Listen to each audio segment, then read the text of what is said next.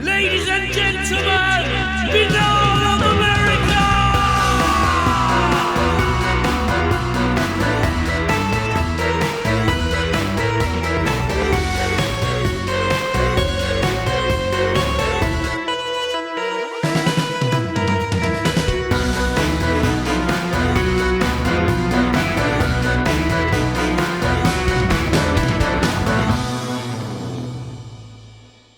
And now, ladies and gentlemen, your host, Tim Binnall. No commercials, no subscriptions, no network, no rules, and at the end of the day, my friends, no comparison. Welcome back to another edition of BOA The Revival, and it is a special edition of the program, as I'm sure you know by now. It is the 14th annual Ruxgiving special with our good friend, the mighty Bruce Rux. 14 years, man. This has been going on.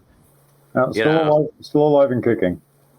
Yeah, he is. And folks, you can't tell, but we've dragged Bruce into 2024 here. He's on the stream.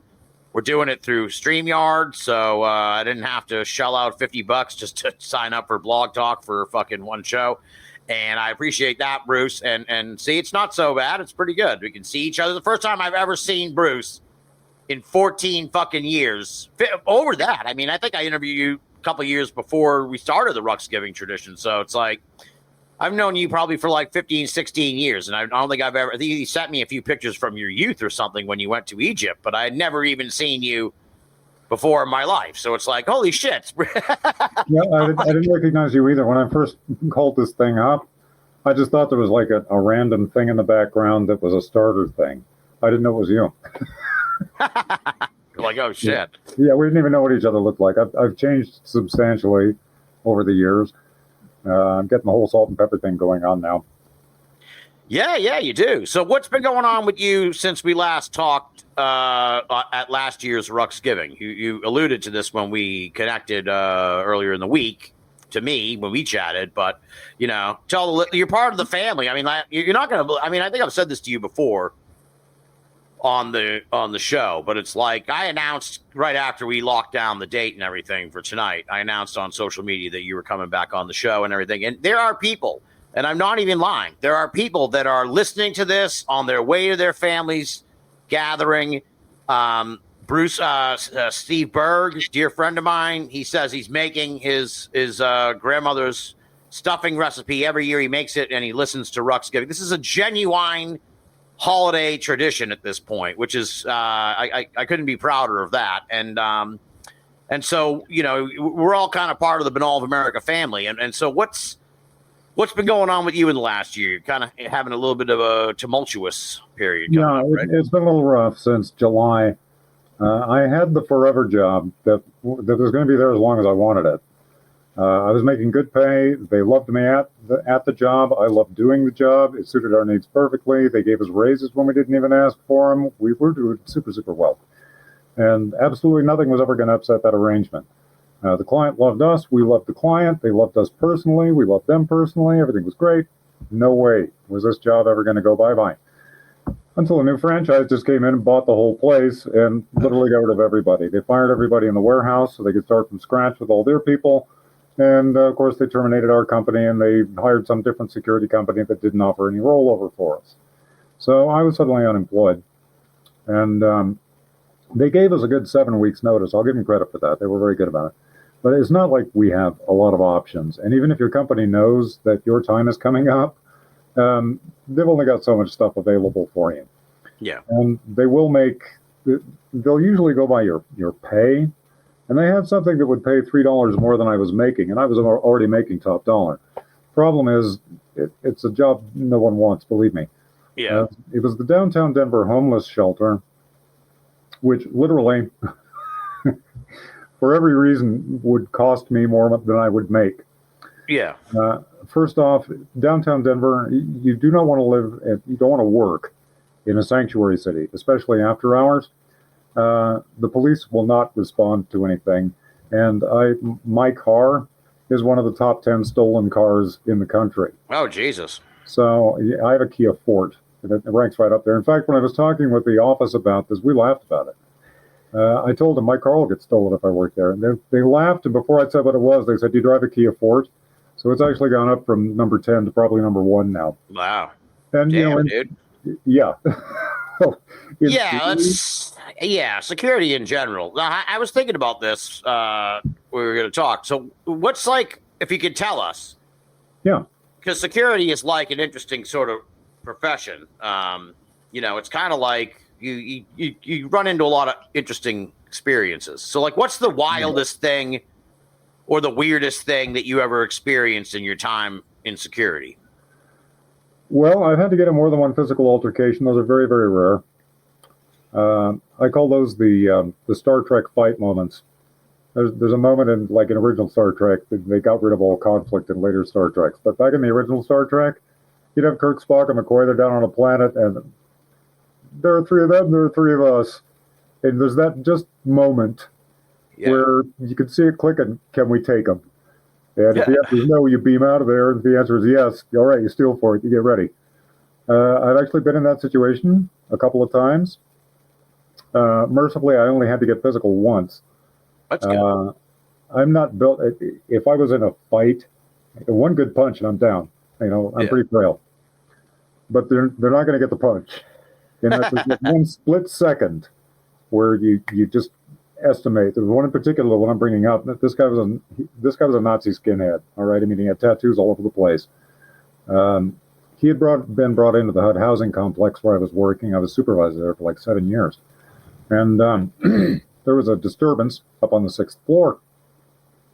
I go up there, lo and behold, it's that guy. I'd signed him in. He looked like trouble when he came in, but he signed in properly. He's an ex-con, and as I get up to the 6th floor, my first exposure to him is seeing him thrown out of the apartment up against the wall with all his stuff thrown after him. And as I'm coming up to him, he says, "You think that's tough? You want to see tough?" And he just turns around and he bangs his head as hard as he can up against the wall, enough to open a cut without flinching. That's that split second where, can I take him? The answer was yes, I can do this. If the answer was no, you get to a safe place, you call the police immediately, and you ride it out. But the answer was yes, I can take him if I have to. And this guy was big. He was stocky. He was a lot shorter than I was, but he was a really stocky guy. He had a build, and he was low center of gravity. Yeah, low center of gravity, and he was on something. He was quite muscular. So yeah, one punch, he'd have had me. But there's no way that punch was going to connect, and I knew it. I'm the best wrestler you're ever going to meet outside of the World Wrestling Federation. I could wrestle Godzilla to the goddamn ground. They always wanted me on wrestling teams because I'm incredible at it. And I wasn't even trained. I mean, I did get some training, but all my moves were always instinctive and natural, and I'm really, really good at it. All right. So you dodge that first punch, I'm around you like an octopus. You're down on the ground. You ain't going to move. Until I let you up, you ain't moving. So that was the one time that I faced an actual violent situation. The other time that I had to get physical, we had one resident assault another. I think it was a guest that was assaulting the resident. It was right in the lobby, and it was right at the changing of the guard. So I'm getting ready to leave, and bam, suddenly this giant black woman, speaking of Godzilla, I mean, she was just huge, and she was bigger than I was. I think she was taller than I was. She just launched herself at this smaller white woman and pounded her to the ground and started using her fists on her. Jesus. There were 2 of us there, and it's right next to us. We're in the little guard station, and they're like right outside the door in the hall at the entryway, the foyer. We both just raced out of there as fast as we could and, pulled her off of the woman that she was attacking. Fortunately, no bones broken, no one hurt. We did end up, I think we ended up tearing her coat, getting her off, and they knocked a couple buttons off of me. Jeez. That was the only time I actually had to get physical. There's been potential circumstances like that I was always able, I can negotiate through things pretty easy. The one nice thing about being security, if you're up against the skinhead, and I was able, I didn't have to get in an altercation with him. I did what I usually do. I just said, "Look, Jack, the police are already on their way. You have to know there are like 20 people watching this happen right now. Yeah. And you know that 5 of them have already called the police and they are on their way. Right. So this can go one of 2 ways. You can come with me peacefully downstairs. Big wide world out there, Jack. Just hit the road. Because if the police get here and you're still here, they're going to be checking all your aliases. Do you really want that? Just go. Yeah, and exactly. And it's like if the guy, it's like if the cops, if you beat the shit out of me and the cops come, fucking not only you on for trespassing, then you're getting hit with like 5 or 6 other charges. You can kind of talk, try and talk him out of it in a way where it's like, look, I guarantee you, he had warrants for a number of different crimes under a number of different names. And if the police, that's how you get them. You say, look, man, if the police get a hold of you, they're going to find out who you really are. And once they know who you really are, how much time do you think you're going to be doing? Just get out of here, man. Exactly. Now, when I framed that question, I meant like weird shit, like a clown. Like you ever like fucking you're on patrol and you come across a fucking clown, or I don't know, a fucking weird shit, like anything like particularly like, oh wow, that's something I've never seen in my days as a security guard. Well, I was actually I was a charter member of the Denver Coalition for the Homeless. It was started by, he was then Mayor Hickenlooper. He's in Congress now. Yeah. I was a charter member of that. I was asked onto that. And it was because I was working security at Warren Village, which was the HUD housing complex. I had to deal with the homeless on a regular basis. I just called them the sidewalk schizophrenics. Not all of them were, but a lot of these people were people that Reagan turned out of the asylums, and they were just on the streets ever since. Yeah. These guys scare the locals. They're not actually dangerous, but they scare the locals. And where I was working, everyone had kids. We have an elementary school there, and we have a playground and all that stuff. So, of course, the locals are a little worried about that. Plus, they're hanging around the cars and sleeping between the cars and all this other stuff. And the neighborhood got together and wanted to know what we could do about the homeless problem. Well, the director of the housing complex asked me specifically. She said, I want you at this meeting. I want you to address these people because you deal with the homeless all the time. So sure enough, I was the first speaker, and I ended up talking for an hour and a half of 3 hours. I was the whole first hour and a half, and I simply told them all my experiences with them and how I dealt with them and who they were, and what exactly they did not have to worry about these people. Yeah. The worst thing they had to worry about, they're going to take a shit in their bushes, but that's fertilizer. It's not going to hurt anything. Right. Yeah. They're just looking for a place to get, out of the bad weather. They're looking for a safe place to crash. That's all. Yeah. And a lot of these guys, matter of fact, the guy that started speaking after me and finished out the 3 hours really, was a homeless guy who had been working for a corporation, I think it was. I mean, the guy had degrees. He'd had 6-figure level jobs. He fell between the cracks. He found himself unemployed, and he was having trouble bouncing back and forth. And he ended up living out in his damn car. Jesus. But he's very educated. He's very well spoken, and he's just kind of living off of charity. It's all he had. Right. That he was the guy that talked with Hickenlooper and got all this stuff set up. And we were in such a situation. We always had at least one empty apartment per show. We had 6 floors, and I'm trying to think how many apartments was on each. It's quite a few. Yeah. Well, we had a number of units. We had like 70-some units, I think. And one of those was always open for show. And we always had a couple that simply hadn't been rented out yet. Mm-hmm. So what we did, we had a church right next to us, a Methodist church. And the pastor there was a very understanding guy. And he came to an arrangement with the homeless, and so did we. And we said, look, you need a warm place to stay in the winter and, out of the elements. We understand that. You can go ahead and sleep in the church basement. Just don't be doing drugs. Don't be doing drugs. Don't be doing anything illicit. Just, Yeah. If you want to hang out there, that's fine. Stay on the straight and narrow. Yeah.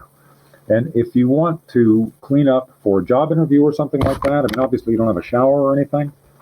That's where we came in. Right. Like, look, we know who these people are. They've introduced themselves to us. We know them. They know us.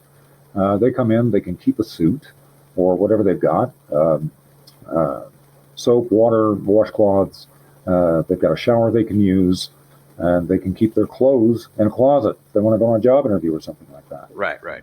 So we just did all that on a rotating basis, and it worked out very, very well. It was quite effective. I think it's all gone to shit since then. I mean, this was like, I don't know, 15, almost 20 years ago. Yeah.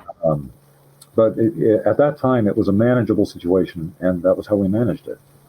I wish we could kind of institute that. I believe that was a kind of pilot program to see if they could be instituted other places. What that's become since is unfortunately bringing in asylees and, just handing them all kinds of shit. Say, here's a credit card, here's a phone, here's an apartment. And that really doesn't work out very well. But that's what it became. I'm telling you what it started as, and I'm telling you what it became over the years. And what about the weird part? I asked you if you saw a clown. were you leading to this part? I'm waiting for the clown. Yeah. So what's the weirdest? It's very commendable what you did, and it's awesome, and I mad respect for that. But I want clowns. So what is? So what's the weirdest? It doesn't have to be a clown per se, but what's the weirdest thing you came across when maybe it was a ghost, maybe it was, I don't know, but what's the weirdest thing? Somebody walking around with a chicken in a cage or something. I don't know, like it's a sacrifice or some shit. I don't know. I'm trying to come up with maybe a half dozen occasions at different places where I worked. You would have very strange people just come into the parking lot and be weird. And they may or may not be dressed street normal. Okay. Let's just say they could look a little freakish. They'd have their hair buzzed in weird ways. Interesting. All right. And they'd be trying to convert people to Jesus, or hovering around the cars. Oh, geez. You get into a conversation with these people. They are not reasonable people. These are the sidewalk schizophrenics I'm referring to. Yeah. They're crazy. There you go. All right. So you basically do the same thing you do with the skinheads. They just say, look, someone will come take you out of here. You are on private property. You really can't stay here. I'm safe too. More power to you. Go and save all those people, but you can't do that here. You got to go. Yeah. And you get rid of them. And yes, they're a little freaky, but as far as any specific type of freaky, that's kind of hard to pin down because we've had a variety. There you go. All right. Well, that's the great thing about this world we live in. There's a variety of freaks. So you were talking now, not to spoil things, but you were telling me, so you've lost your job. You're thinking about heading to Wyoming. You're thinking about moving to anywhere, and specifically, why Wyoming? And, where in Wyoming? Wyoming, a couple of reasons. One, it's inexpensive, and it's pretty close by, and it's a red state. Now, I've lived in Colorado, has been a red state and a blue state. It's a blue state now. Even when I'm voting Democrat, Colorado was always much, much more stable, secure, less unemployment. Aurora, as a matter of fact, was famous for like the lowest unemployment rate in the country for a long time. And that was when it was a red state. After it went blue, it all went to shit. We became a sanctuary city, and trust me, it's gone to shit. It's just not at all the same. So wherever I go, it's got to be a red state, period. All right. Well, we're trying to avoid politics now tonight, Bruce. So. Yeah, I know. I'm just telling you. All right. Okay. I'm just telling you. Beyond the politics, why Wyoming, though? There's lots of red states you could go to. You could go down to Alabama if you want, Kentucky, West Virginia. I've considered that. I have a friend who lives in Mississippi, a very good friend. The problem there is it's too close to the coast. I'm worried about hurricanes and stuff like that. Yeah. And, the neighborhoods are nice. I know that. And the people are certainly nice there. I've known a hell of a lot of Southerners, and they're very, very nice people. Yes. He was a native Southerner. He lived in Colorado for a long time, and he kind of wanted to get back to his roots, so he moved back to Mississippi. So, yeah, I've considered it, but I'm concerned about the humidity, I'm concerned about the bugs, I'm concerned about the hurricanes, stuff like that. But I haven't ruled it out. It's something under consideration. I can move to Missouri, too, for that matter. I have lived there before. I liked all the people there very much. Wyoming is just close, really, and it's inexpensive. Missouri is also inexpensive. I know that. Right. Well, yeah. I mean, Yeah. So where would you move? You don't even know. You're just kind of like thinking you might move to Wyoming. You don't like thinking about like a specific place in Wyoming or anything. No. Okay. I don't have anything specific. My brother would like me to move to Laramie because he says there's a university there. So I don't know. Well, I mean, yeah. Personally, if I was going to move to a place like Wyoming, I'd want to be in a place that's relatively like urban, kind of, or as urban as Wyoming would be. Like I'm thinking about moving to Vermont, like in a few years, and I'm thinking about moving to Rutland, Vermont area, which is kind of like a fucking really small. It's a Vermont city. It's not like a real city. It's like but it's a city. It has everything you need in a city, a hospital and all that fucking shit. Like I wouldn't want to live in the middle of nowhere, where you got to drive like 45 minutes to fucking if you break your leg or some shit. Yeah, I want to be someplace suburban. Yeah, exactly. Yeah, easy suburban. Yeah, and a college town wouldn't bother me at all. I'd like that. That'd be kind of nice. So yeah, I'm open. Okay. I'm open. There you go. That's good. It's good to hear. All right. So for the people who have been listening now and they're like, what the fuck, man? What's the paranormal? We'll get into some paranormal topics now here as we get into it. Now, I asked, did you watch? I have a feeling the answer is no, but did you watch the hearing last week about the UFOs in Congress? No, and I've been waiting for pieces on it. I spend about 3 hours a day in what I call the back cave. That's just me doing research, Yeah. And I know all the alternate sites to check out. And I've been waiting for word on that. I knew it was coming up, but I haven't seen anything yet. So, all right. Well, we don't need to discuss that then. We'll skip that. Well, I'm sure it'll be pointless anyway. There's not going to be anything. At the most, they'll have Luis Elizondo there. They did. They did. Yeah, that's no surprise. You can watch it on YouTube. It's on YouTube still now. All right. Now, what about the Netflix documentary series on the Manhattan abduction case? Did you see that at all?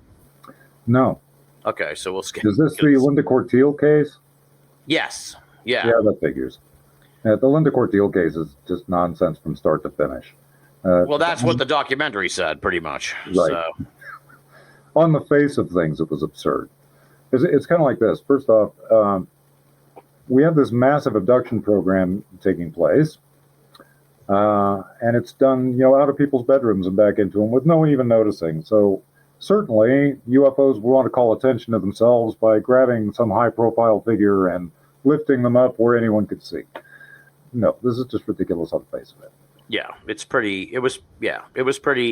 a great documentary. Really kind of like dismantles the story. I quite enjoyed it because I've become a cynical skeptic in my old age here in the world of the paranormal. But, well, what's your take on the alien abduction phenomenon in general? I know it's touched upon in your book, Architects of the Underworld. Oh, actually, pause that. Did you know that Tom DeLonge apparently put you over somehow? Because I was looking at Architects of the Underworld on Amazon, and in the reviews, one person's like, Tom DeLonge turned me on to this book. It's awesome. So apparently Tom DeLonge's a fan. Yeah. I knew that. Yeah, he read me way back when I was still published, and I was aware that he was a fan. Yeah, it was interesting when he got into the whole To the Stars Academy and that nonsense. I thought, well, he knows who I am. The problem with Tom is he kind of believes whatever he's told. Yeah. So he liked my book, and he likes probably 50 other different authors' books, and we all say completely different things. Yeah. So, how much he takes any of it to heart, I couldn't tell you. Right. An interesting thing about DeLonge, I was always curious. I was sure he was being led down the primrose path. But he did an interview. I don't know whether it was an online magazine or whether it was a magazine, but it was like in 2 parts. And it was very lengthy. It took me, I don't know, an hour and a half, 2 hours to read the entire thing, but I read it all through. Where he told the whole story about how he got brought in. And I found it very illuminating. Nothing unexpected. The entire time that I'm listening to him, I'm aware of a couple of things right off the bat. One is he's not lying. Everything he's telling me is 100% the truth. He's completely credible. And 2, this guy's being taken for a ride. So I'm just playing Columbo. And it's like, look, tell me the whole story. And I'm just waiting for the shoe to drop. I know at some point, this is all going to go south. Just tell me what happened, and I'll let you know when, bam, there's the Yeah. bullshit. So I'm listening to the whole story, and I got to give these guys credit. They set things up beautifully. They played the whole espionage thing and the whole, cloak and dagger and sneaking around and how to introduce people and all that and make it look impressive. They played that very, very well. It would have been convincing. If he didn't know better, it would be very convincing. And he's being introduced to some high caliber people. Then comes the final one, and he doesn't say who it is, but I know who it is. It's the guy who has Skinwalker Ranch. I can never remember his name when I need it. Bob Bigelow. Yeah, Bigelow. He's talking to Bigelow, and Bigelow gives him the spiel, and he says, "My God, you wouldn't believe it. This is why they keep it secret. It's a secret war. There's been shootouts on the moon. There's the whole line, just pure bullshit." They waited to pop the bullshit all the way to the end, and they set everything up very well. So if you didn't know better, you might almost believe this shit. If none of it made any sense, if any of it made any sense, and if you hadn't heard it all before from William Cooper and from Alternative 3 and from Linda Moulton Howe and the Benowitz affair, because it's all the same shit. So they waited till the last second. They sprung it on him in the right way, and he bought it. Tom, it's bullshit. I don't know what to tell you. It's just crap. There you go. If you're listening to Tom DeLonge. Yes, every single story that they're giving you, I have debunked in my book, which you've read. This is not true. It's just crap. Yeah. And, all the usual names pop up. It's John Lear, it's John Podesta, it's the Aviary, it's the usual suspects. Yeah, it's the same group that's been running behind the scenes for like 30 years now. So it's pretty crazy. 40 probably now. But it's pretty wild. It's the same people. They just keep popping up in new iterations every time this story kind of bubbles up to the surface. So alien abductions, that's where I was going before I got sidetracked on Tom DeLonge. So what's your take on the alien abduction phenomenon? Because I think we've talked about this before.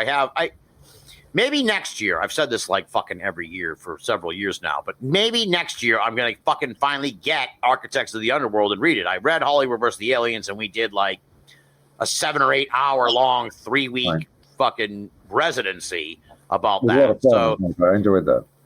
I know that's what we got. That's what got you on the Binnall of America radar, and then you just kind of became part of the fabric of the show, and we just never really got around to doing the Architects. Maybe next year for the 15th annual Ruxgiving, we'll zero in on Architects. But I was looking at it today on Amazon, and that's what led me to bring this up. So alien abductions, you talk about this in the book. So what's your take on the alien abduction phenomenon? What do you think is going on there? Well, first off, you have to look at what most people consider. What do most people think of when they think of an alien abduction? They think it's probably some one-off affair. Someone happened to be on the road. A UFO was there. They got picked up. They got dropped back off, and that was the end of it. UFO abductions are almost never that. If they are ever opportunistic, it's difficult to find evidence of that. The thing that clued me into everything that was taking place and what abductions were really all about was when suddenly I can't think of his name. Private Life, Secret Life. Jacobs. Oh, David Jacobs, yeah. Yeah. David Jacobs' book, Secret Life. Now, a lot of his theories, I think he's misinterpreted a hell of a lot of shit. But like DeLonge, what he's telling me is true. I know that his research is solid. It adds up, it makes sense, and it's consistent. He was able to map everything out pretty thoroughly. And that map is what told me everything I needed to know about abductions. First off, they are rarely, if ever, random events. They are specifically targeted. And you can predict who is going to be targeted. The people who are going to be targeted are going to be sons and daughters of other abductees. Yeah. If you have a married couple, one or both are an abductee, but if either one of them is an abductee, then at least one of their children will also be an abductee. Yeah. If they have 10 kids, it could be all 10 of them. It could be only one. It could be any number in between. But at least one will be. Yeah. What does that tell you? They're following bloodlines. They've obviously. Well, there's an alternative explanation to that, just to play devil's advocate in a sense, Sure. that maybe that means that it's like some kind of fucking like genetic disorder, not even having to do with aliens, where it's just like you have a wonky brain in a way where you think that you're fucking like somehow when you sleep or whatever, like it happens to you. It's a genetic condition, I'm colorblind, dude. Sure. You know what I'm saying? So maybe we can't rule it out because we haven't caught these fucking aliens in the act. So we can't necessarily rule it out that it isn't some kind of like hallucinogenic condition or some sleep condition. I don't know. You know what I'm saying? But you get what I'm saying. Sleepwalking, traveling in family. When you hear like passed down generations, it's like, well, that maybe it could be that the genetics ping the fucking aliens and they're like, oh, these guys have what we're looking for in their genes, or it could be some kind of like physical, I don't want to even call it like malady or whatever, because like I said, I'm colorblind. It's not like I'm fucking, you know, it's not like, so it's, exactly. So it could be just a genetic condition that you experience these things. So, but I didn't want to interrupt you, but you're of the belief that this is an alien phenomenon. Oh, absolutely, yeah. Okay. There are physical indicators. I could dismiss all of this as some kind of continued psychological anomaly that is genetic. In other words, they're all sleepwalkers because their parents were sleepwalkers, and they're just the ones that picked it up. They share the same delusions because they picked them up at some point. But I can't believe that people who don't know each other over the entire world could come up with the exact same delusions, down to specifics. And there are physical marks. There are physical marks that are consistent. Mm-hmm. The books will not tell you what those marks are. They will tell you that they are there, and they will show you a consistent physical mark. That is not the consistent physical mark. What they are doing is the same thing that any police lieutenant would do who's on a homicide case. He will tell you the truth as far as he can, but he's not going to tell you all the details accurately to weed out false confessions and to know who's telling the truth. Yeah. It's like if you ever saw Legion, Exorcist 3, there's a particular serial killer, and the story that was put out was that he always cut off the little finger of the left hand. He didn't. He cut off the index finger of the right hand. So they're telling you the truth. There's a consistent thing there, but they're not giving you the exact details correctly. Right, yeah, so that way they can weed out false confessions and shit like that. Precisely. Well, UFO investigators do the same thing. And some of the stuff that they tell you in the books is the truth, but what they're giving you is not factually correct. Gotcha. They're giving you something that is true, but they're not giving you the right detail. I know the right details because I've known abductees and I've seen them. And there are very specific marks that are unmistakable. And once you know them, you know. That person may not know themselves, but if they've got the mark, they are. Jesus. There's no question about it. It's that distinct. Can you tell us one of the marks? No. Shit. I could. I know you could, but yeah, you won't. All right, that's fine. Maybe we'll save that for the 15th special. Yeah, there you go. I won't say anything, but we'll pretend. All right. We'll create suspense. There you go. All right. So okay, interesting. So what do you think is the purpose behind this this phenomenon then? What is the end game of the abduction perpetrators? End game is the wrong phrase. What we're looking at here, as Jacques Vallée recognized very early on in his research, what we're looking at with the UFO phenomenon is a control mechanism and a maintenance system. It is entirely automated. So what these guys are doing are what they've been doing since antiquity.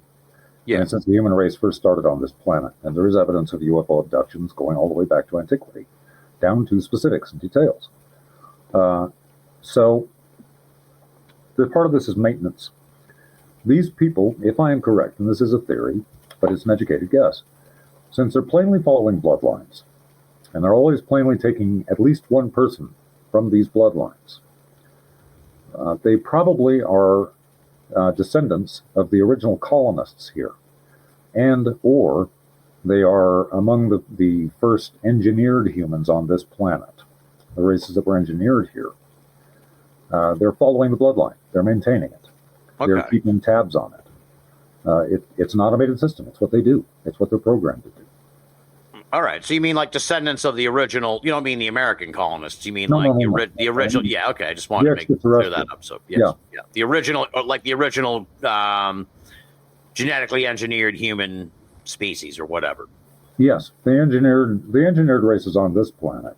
Yeah. They were human themselves, but they also engineered races here to perform as slaves for them, really, because they got tired of doing the work themselves. Yeah, such and stuff. Yeah. Yes, such and stuff. Interesting. All right. So this isn't part of, like, you don't think it's like part of some impending invasion or a surreptitious takeover of the species or anything like that. It's more like they just want to keep track of. And I can imagine people might be like, "Oh, that sounds crazy," but you have to also imagine the aliens like. It doesn't sound crazy, first off. Yeah, well, some people it does, but like if I just mean, like, if we're talking like millennia. Like, that might not be anything to the aliens. That might be like a year to us. 1,000 years might be like a year to them. So they're like, oh, okay. So it's not out of the question that they would like be able to keep track of all this shit over the eons of time. Well, here we get back to consistencies in the stories and in the research and in the studies. And not all of this has been recovered by hypnosis, by the way. Some people remember. And what they remember is consistent with those who had their memories retrieved hypnotically. Yeah. When it adds up, you do have to come to certain conclusions. It's not just maintenance. I'm going to say there are two different types of abductees. Okay. If we use the term abductee, we're talking about the base level. The base level, all abductees are going to have one thing in common.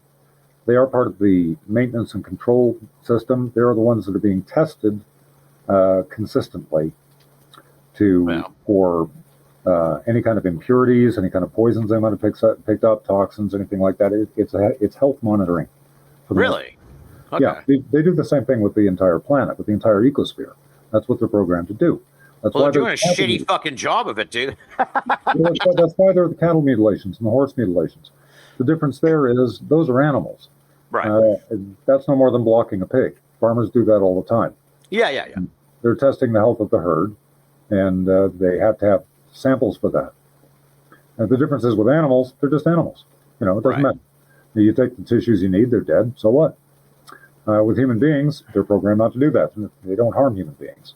They take the samples that they need, they do the tests, and they bring them right back again, just like any visit to a doctor's office. So there's that, and there was a point I was going. Oh, yes. That's the base group.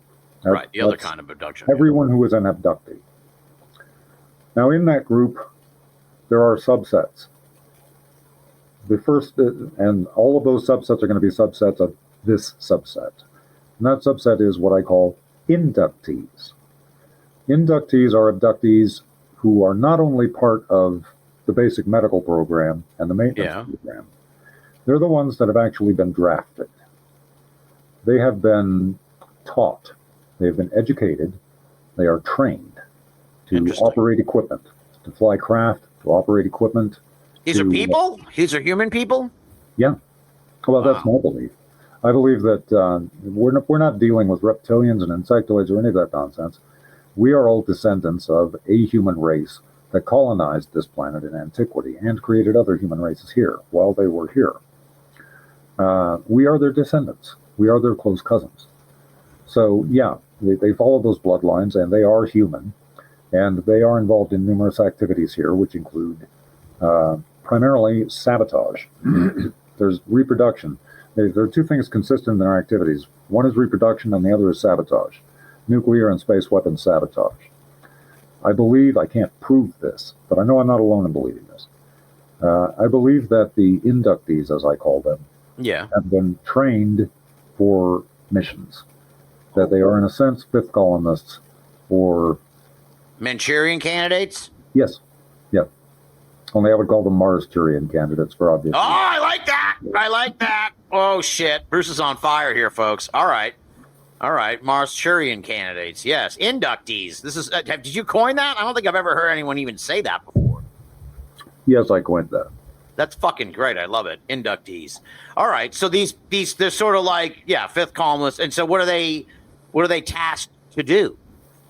Perform sabotage. Assist. Like what? I know you said that, but like, what is in the form of what? How do you sabotage? What are you sabotaging? Like, what is that? Yeah. What? Nuclear development, space weapons development specifically. Interesting.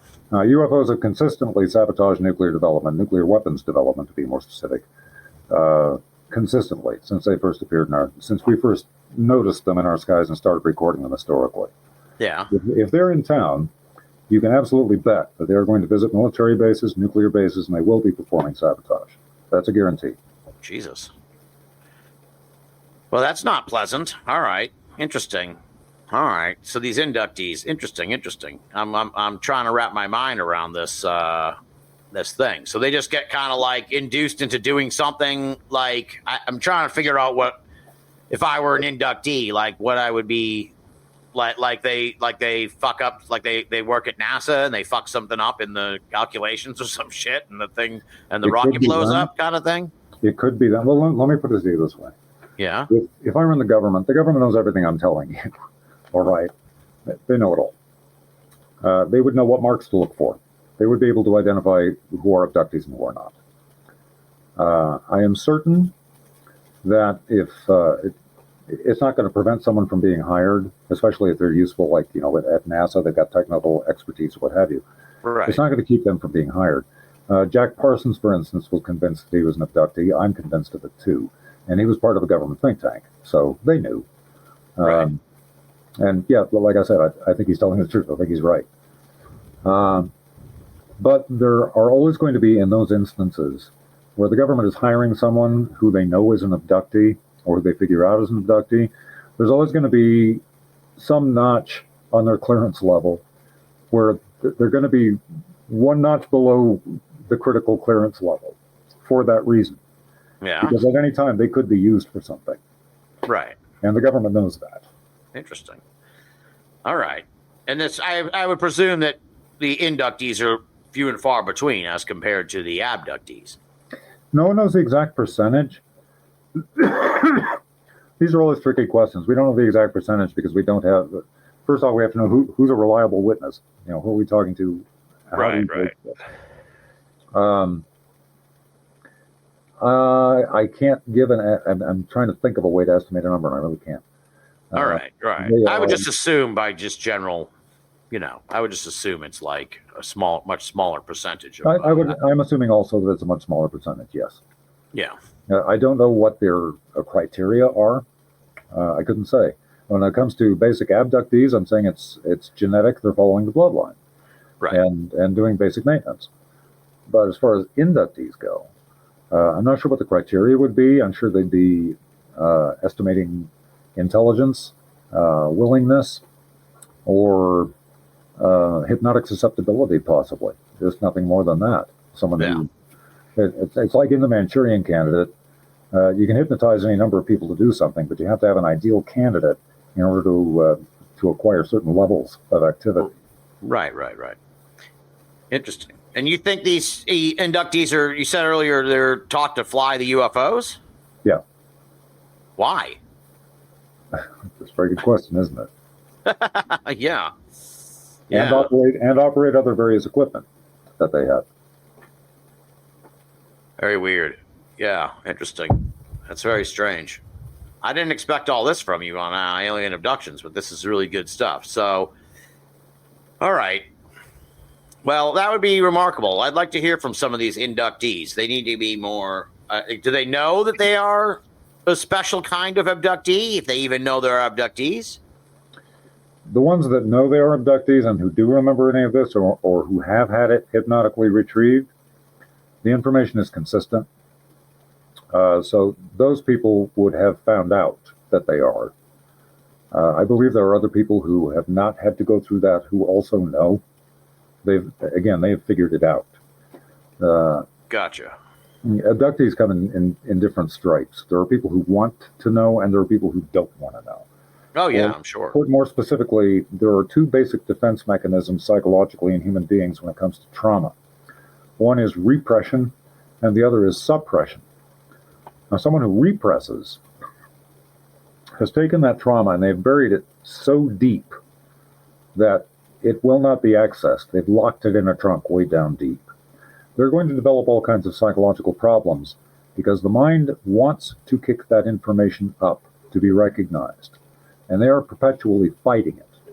So they're going to develop obsessive compulsions and all kinds of actions that suppress, keep that information down, keep it locked up tight. They do not want to remember any of it. Suppressors, by contrast, are people that very much want to remember but can't because that information has been suppressed. They can't dig it up, but they do want to know it. So suppressors can sometimes figure these things out. Things do start bubbling up. They do start putting them together. And over enough time, they can start saying, wait a second, this one thing that happened that one time is connected to this other thing that happened that other time, and this is all connected in a line. Yeah, interesting. So, yeah, they can figure it out on their own, but I imagine that's a pretty small percentage. Yeah, seems that way. Now, what about crop circles? It's mentioned in the blurb for Architects of the Underworld. Clearly, you've done digging into the crop circle phenomenon. What's your analysis and take on that? They're leaving us messages. I don't know what those are. They're left in symbols or left in codes. I imagine there are a lot of people in the government who work on deciphering those, and they probably have succeeded. I'm convinced they're messages. Interesting. All right. So all right. You don't buy that they're just made by creative people with time on their hands over in England who know how to use boards and shit to make them. Oh yeah, there are fraudulent ones, sure. There are lots of people that pride themselves on making them. I've seen their equipment. They'll make videos. They'll post them on YouTube. You can see them. It's like people who like to fake Bigfoot. They create big feet and they put on springs and bounce around and leave them. There are all kinds of tricks, and there are people that make fraudulent crop circles too. But do I believe UFOs make them? Yeah, absolutely they do. How do you think? Do you have a theory on how they're made? Yeah, it's something electromagnetic. I don't know the specifics, but the corn that's pressed down, or the grain that's pressed down, is pressed down. Yeah. But it's pressed down in such a way that it stays that way. It's not like it's pressed down. It's not going to bounce back up. It's going to stay where it is. Yeah, I was always under the impression that it was like some kind of, and I don't know what I believe anymore, but I do, as far as the theory that it's made by otherworldly intelligence, like that like they looked at the crop circle and they're like bent in a certain way and they're like heated up, they're like superheated or something. Right. I thought that was what I read somewhere, that like the fucking crop there's heat damage to the kernels themselves and to yeah. So I believe that that's how you tell them apart. Right. That's the acid test for figuring out whether what you've got is a faked crop circle or a real one. Right, exactly. Well, it's really interesting how some of this stuff hasn't, you don't hear as much. It's kind of like Architects of the Underworld. When did you publish that? Like around the turn of the century? 1996. So, okay, 96. So it's very of its time in a way. Because a lot of this stuff is just kind of not a thing anymore. I mean, it happens, I suppose. There are still crop circles and there are still alien abductions, but it's like alien abductions and crop circles, that's like a throwback to 90s very much high strangeness in a way. It's really interesting that these very things much. aren't, they kind of faded away. Do you have any thoughts on why that happened? Oh, yeah, absolutely. George W. Bush took office, CIA president. That's why. And what? He sort of swayed public opinion. He pulled the strings to sway public opinion, or interest, or kind of downplay this stuff. Yeah, what you dampen and what bullshit you put out. You'll notice in all the popular entertainment in that time, suddenly there was this talk about other dimensions. Everything's, well, what about other dimensions? The spaces between spaces. This is Indiana Jones and the Kingdom of the Crystal Skull. That became the prevalent thing. When they did a movie on Roswell, well, they come from other dimensions. That became the new catchphrase. Like, well, no, it's not extraterrestrial. These are beings from some other realm that we cannot comprehend, blah, blah, blah. Right. Sharing the planet alongside us kind of thing. Right. In a different dimension. Yeah. Right. That's the theory, yeah. You don't buy that. No, that was the new narrative. Well, let's put it this way. If they're coming from another dimension, they're coming from another dimension from Mars and in metal ships. Yeah. So yeah. Well, yeah, it's interesting. Well, it's funny you mentioned that in a sense because we're seeing that again now in modern times because the multiverse is the big fucking thing in entertainment, and it's sort of people now. Everyone's all about the multiverse, which is essentially the same thing as what you're saying. Well, that I think they were even using that term, but that all came out with W. That's when that became the new narrative and the new thing to push. All right. And you have the multiverse. You want to talk about something that's been like way overused? It's the multiverse. Fantasy is fun. I love fantasy. The doctor Whit Bissell in I Was a Teenage Werewolf says, "I amuse myself with fantasy. I live by facts." Well, that's one of my own quotes. All right. Interesting. So crop circles, yeah. So you think they just kind of fly over the thing and then use some kind of mechanism to cook the stuff and press it down? Yeah. Yeah, that makes sense. Let me see what else I got here. I got questions actually from Joe V, who's he's the super fan who would send in like 85 fucking questions every year for the special. So I most of his questions are dumb, so I'm not gonna read them all. But he wants. I'll ask this one. This is a little off the wall. So, did you see the Joker sequel? And why do you think it was such a disaster? Well, there has been an unfortunate trend in culture wars. The globalists want to destroy every cultural icon they can. They want to degrade them, abolish them, erase them, annihilate them.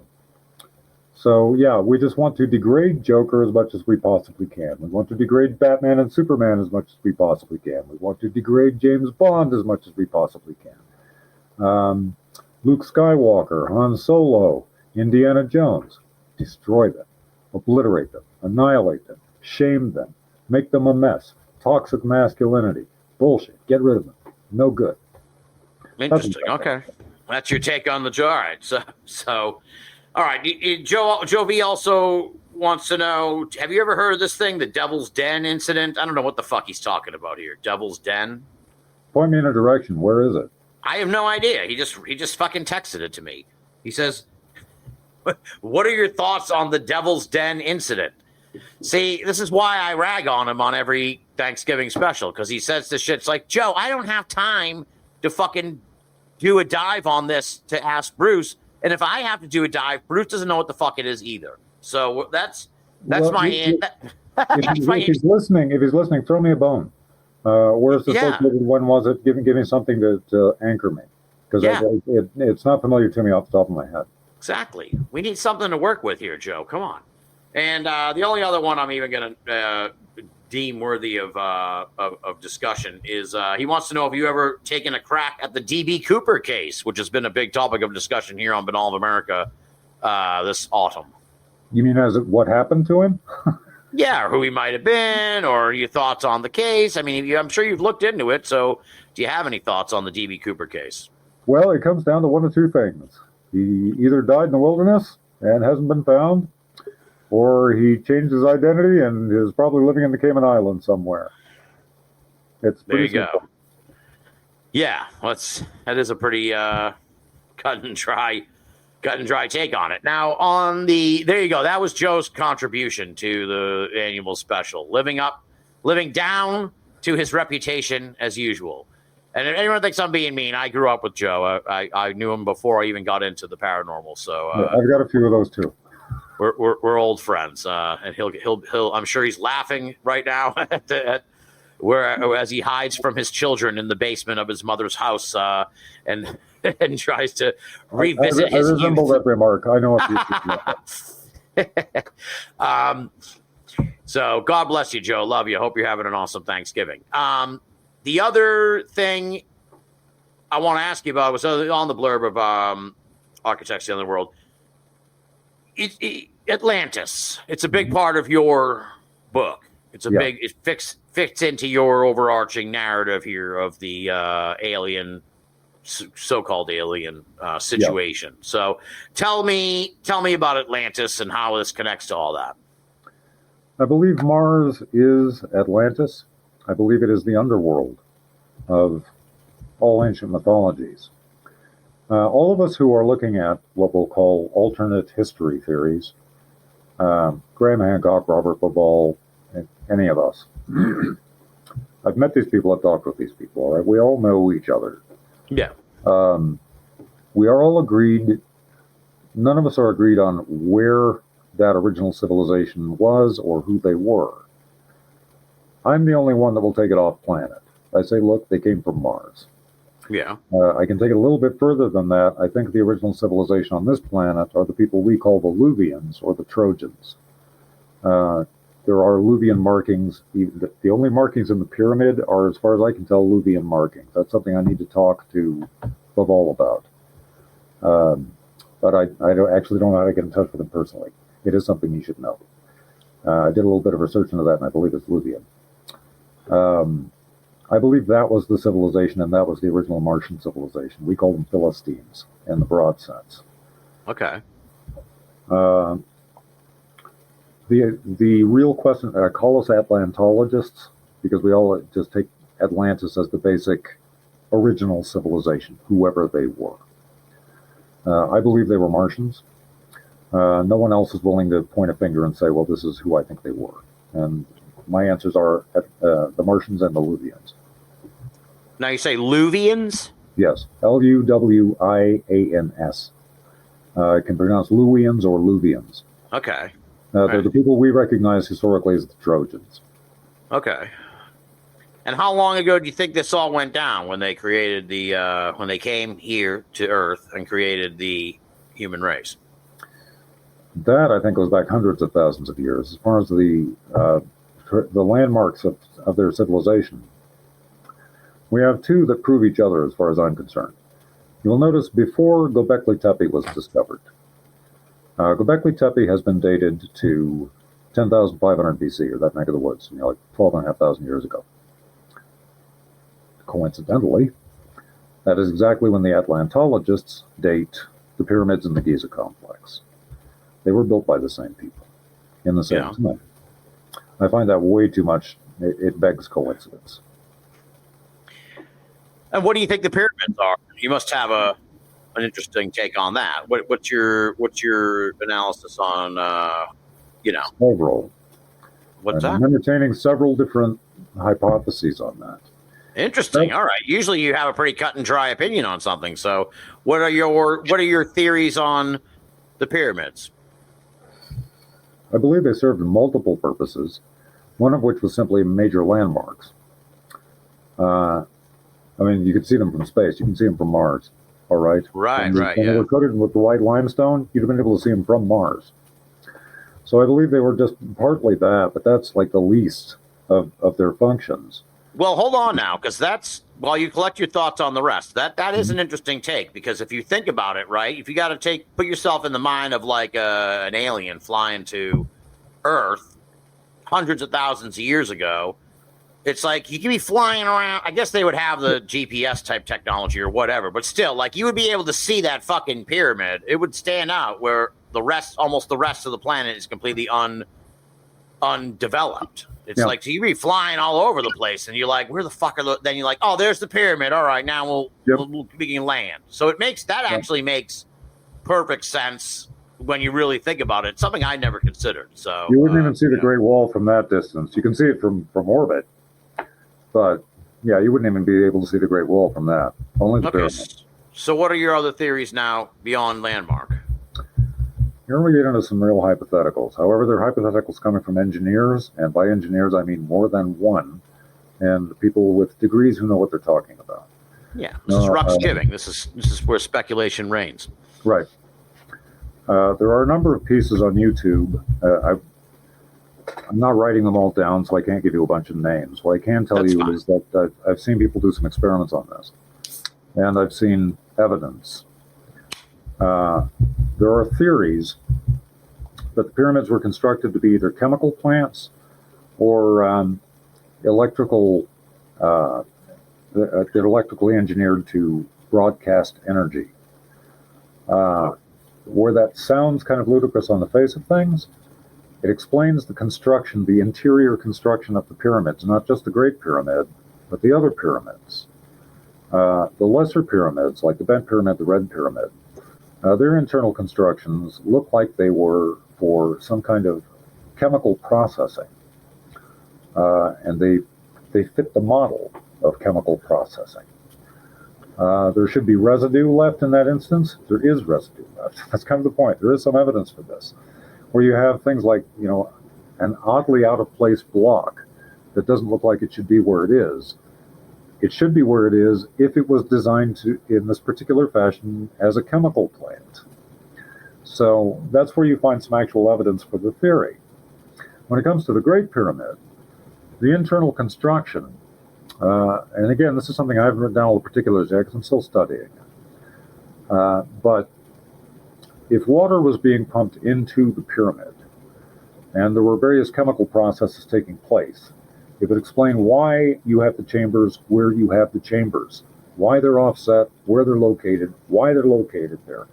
They're there to collect certain elements and alleviate pressure and generate various temperatures and do all kinds of things, generate gases, which, if you wanted to exercise the thought, and if such a thing as projected energy were possible, it is possible it's a sort of hydroelectric plant that was generating energy to be projected.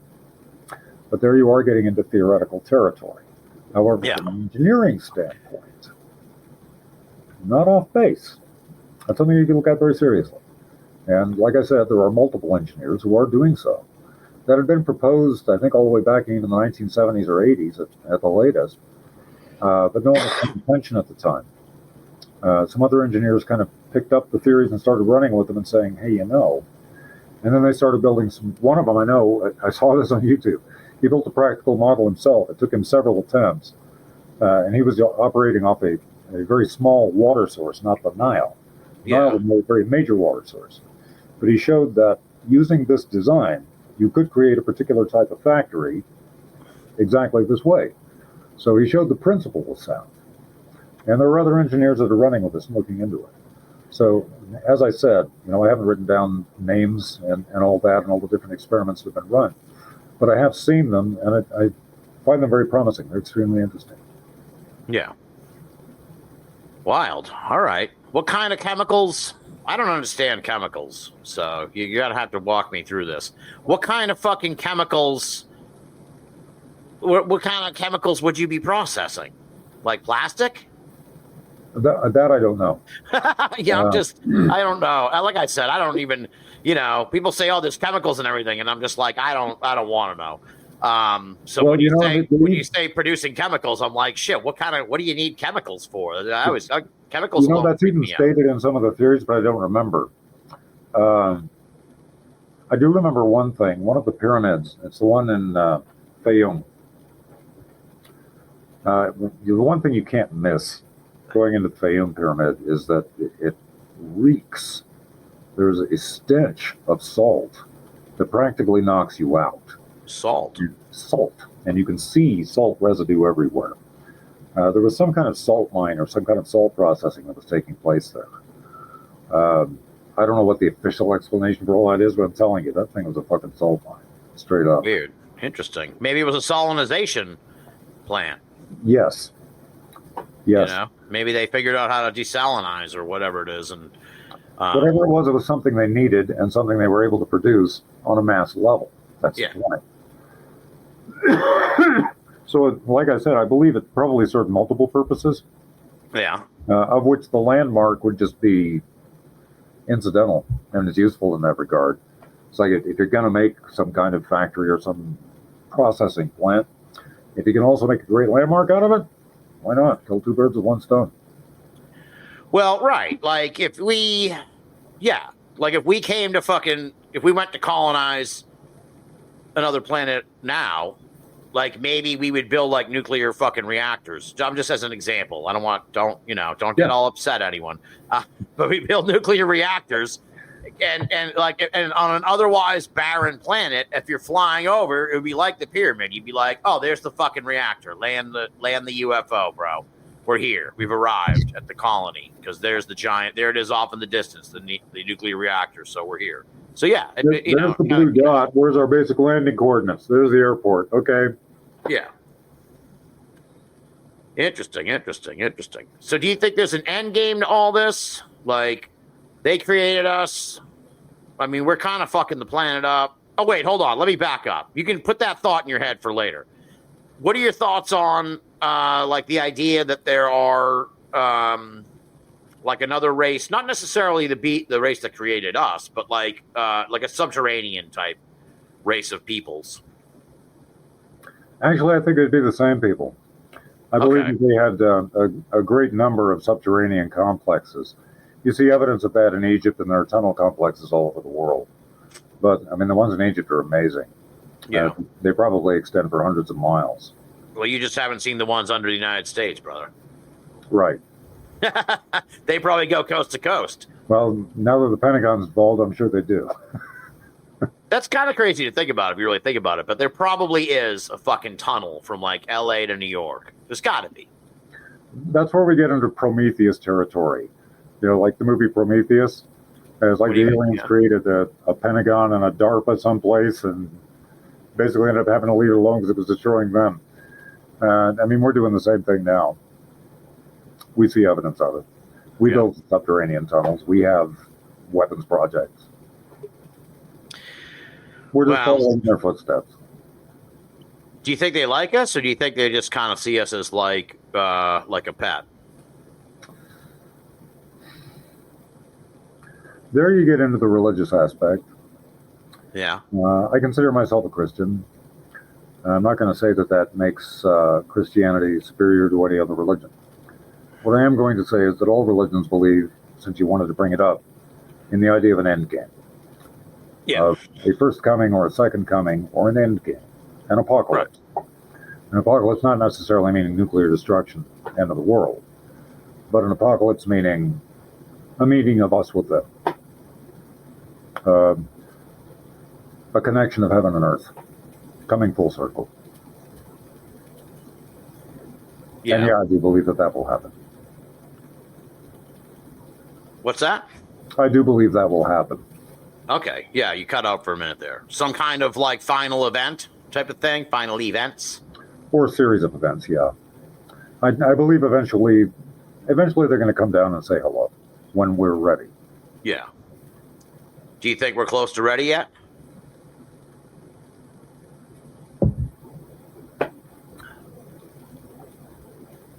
The unfortunate answer to that question is that might have to do with a lot of the crap that we're seeing now. Globalists versus nationalists and nuclear war. Yeah. All the shit that we're seeing on the nightly news. Right. Yeah, well, a lot of people think we are on the cusp of like World War III. So it's like, and when that happens, there'll probably be like a nuclear exchange at some point. And then, maybe that will be enough for the aliens to be like, whoa, hold on, fucking, y'all gotta, pump the brakes. Here we come to fucking, put us in separate corners kind of thing. You can call it simply hope, but I believe they will not let that happen. I believe they'll stop it. That's why the nuclear sabotage. That's why the weapons sabotage. Yeah, interesting. Well, we have to. I mean, look, I have no other control. I have no control over the nuclear weapons. So it's I have to hope that as we get closer to what seems like they may come into action. Think of it this way. We like to talk about unilateral disarmament. Guess what? Someone's been at unilateral disarmament since they first started showing up in our skies when we developed nukes. Yeah, that's kind of the theory too. Yeah, that like they popped up like they came around right around when we started tinkering with like nuclear, the nuclear, as the president says. They watched all of it. They were present at the Trinity test. Right. So, Well, I guess we have to hope that the aliens will prevent a nuclear holocaust. So that's a hopeful message for Ruxgiving 2024. So Well, I was going to say, I can't know that. I cannot state that I know that for a fact. I believe that. And if you want to get it connected to the religious aspect, that's just where I have faith. there you go. Well, I like to hope that if you're wrong and the skies turn to fire, somewhere out there, there'll be a Binnall of America listener before their skin melts off their body. Will just look up into the sky and say, "What the fuck, Bruce Rux? What the fuck, man?" That'll probably be me. That'll probably be me who does that. But I have news for them or for you. I would say it before you. I would say, well, there's more on that. Listen to the rebuttal. Oh, my God. Well, we'll just have to see what happens. But, yeah, it's a very tense time here in the world. Now, let's get into a question from Ren Collier. You may end up becoming friends with Ren because and I haven't reached out to Ren yet about this, but I sent you Ren's question, and you wrote back like 7 fucking paragraphs that may as well have been in French because I had no fucking idea what you were talking about. I could kind of glean a little bit of what the answer was. I'm just like, Bruce, save this for the show. Ren Collier is a huge fan of this particular video game. Now I sound like a meemaw here. He likes the video game. And Bruce's has mentioned this on the show. It's his favorite game as well. And even Ren's question is in the parlance of the game. So again, it might as well be Swahili. So here's the question. This is a moment that just for Bruce and Ren, but we'll all go along on the ride here. So Ren wants to know, what is your go-to Capcom versus SNK2 team? And what is your favorite groove and why? You'll have to define groove for me because it's been a long time since I played this game. Capcom versus SNK2. I assumed you were someone else, by the way. I thought there's probably only one other person in the world who knows that I ever played that game. That game was my gateway drug to playing fighting games. I was one of the best in the world at that damn thing. Every day on the leaderboards changed every day. And when I was playing, every single day, I always had the top slot, and I would usually have at least a couple of other ones in the top 10. I played it that often, and I was that good at it. I had boss battles, where they sent the god demons down at you. Oh, yeah. I won all but one of those that I recall, and I had like 4 or 5 of them. I was super, super fucking good at it. Anyway, the team, I cannot remember the name of the middle chick. She was an Asian chick. She wore shorts. She had clutter boots. I seem to remember wearing a cap and blowing bubble gum, kind of like Cassie in Mortal Kombat. But she was Asian, dark-haired and dark-eyed. She was my middle fighter.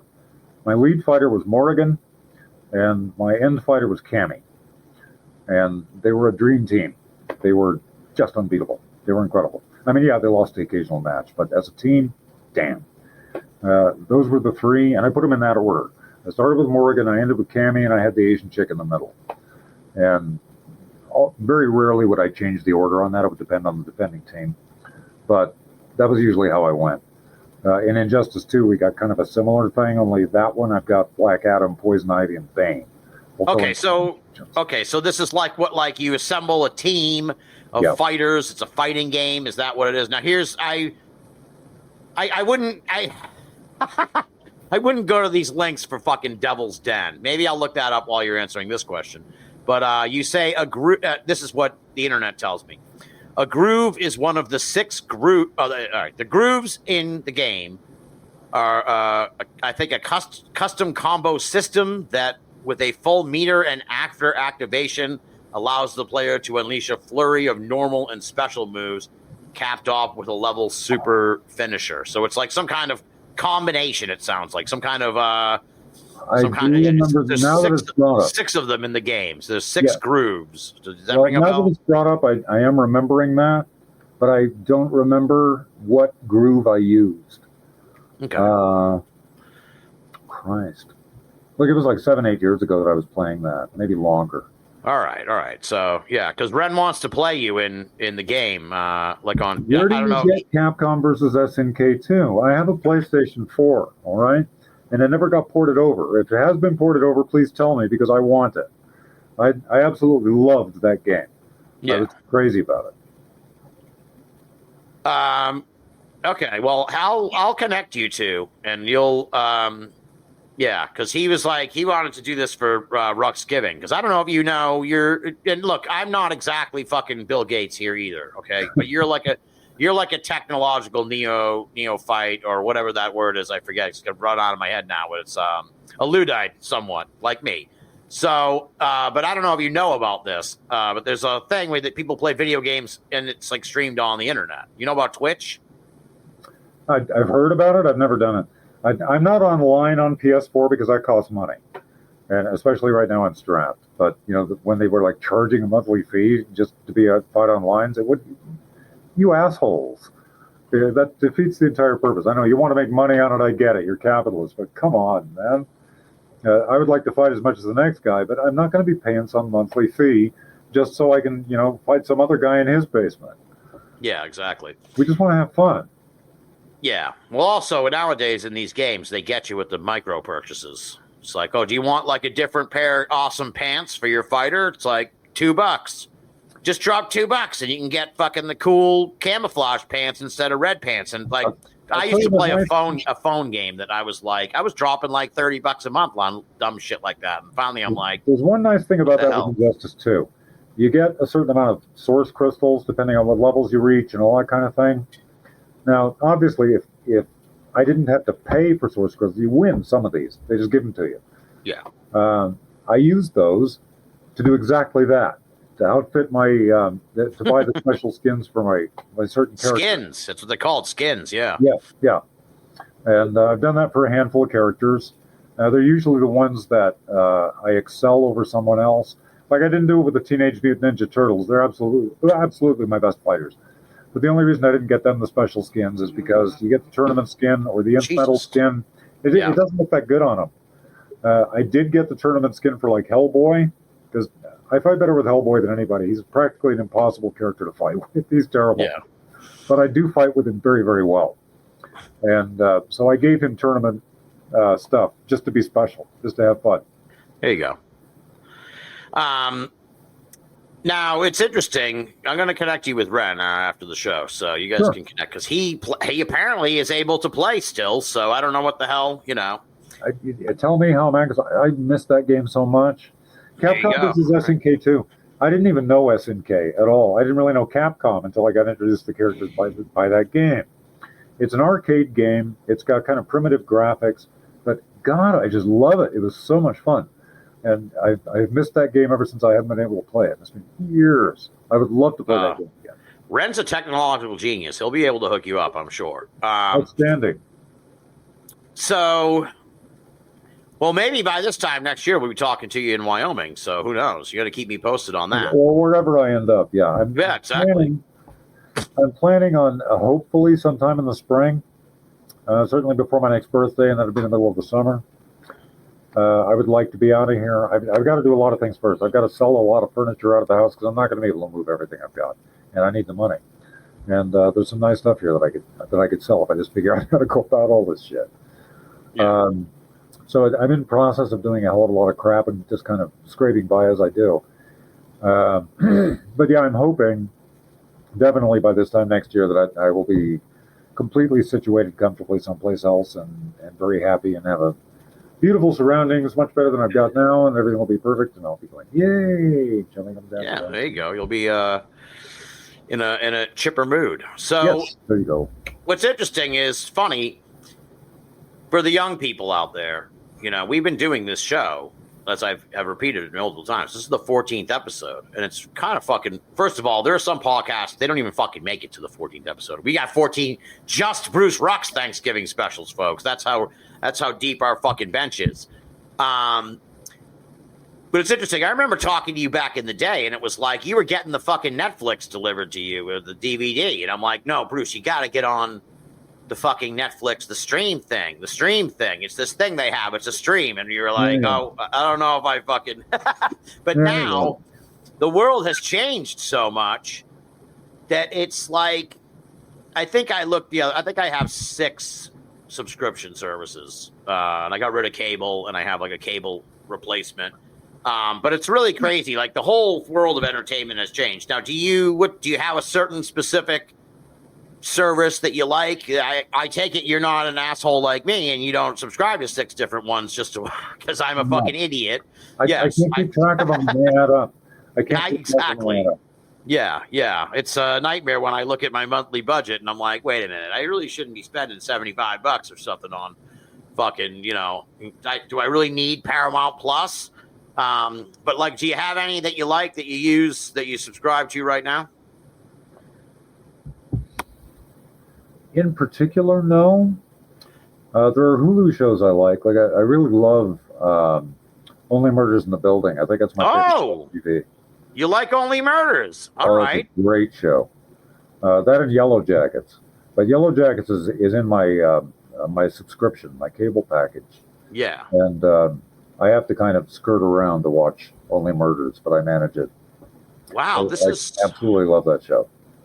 This is rare because I don't think usually you and I are entertainment different. You're more into like the sci-fi horror kind of stuff, and I'm into the comedy and shit. So it's interesting that our paths have crossed. It's been long enough. So if someone hasn't seen, we'll skip. We'll not touch Only Murders. That just finished. But Yellow Jackets finished like fucking 2 years ago, and we're all still waiting for the 3rd season.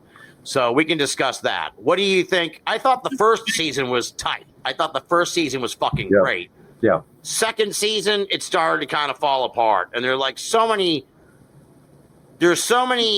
loose ends and shit, and like plot holes, and like the lady got elected to city council or whatever, and then her kid was like fucking eating a dog, and the wife like left her, and like none of that shit that's just hanging over. Like they never get back to that. It's a very frustrating part of the show. And there's got to be something more than just Lord of the Flies to this. There's more to it. There's this whole cult aspect, and I'm not sure what all is attached to that, but it's kind of like Lost. There's stuff that went on behind the scenes, some kind of like supernatural element that really hasn't been touched on yet, not sufficiently. And the mere fact that it's there and that it is kind of in the background, I really like. That first season, like you say, is super, super tight. It was great. And talk about being anxious for the second. Wow. Yes. The second opened up a few too many doors and hasn't yet closed them. Yeah. And I had a real problem with a major character they got rid of at the end of the second season. Yeah, she was great. They shouldn't have got rid of her. Yeah. She was my favorite character in the whole thing. And I'm sure she'll plainly have to come back in some kind of flashbacks. Because if she's gone, that kills half my interest in the show. She's my favorite character. I just love that show. Yeah, it is.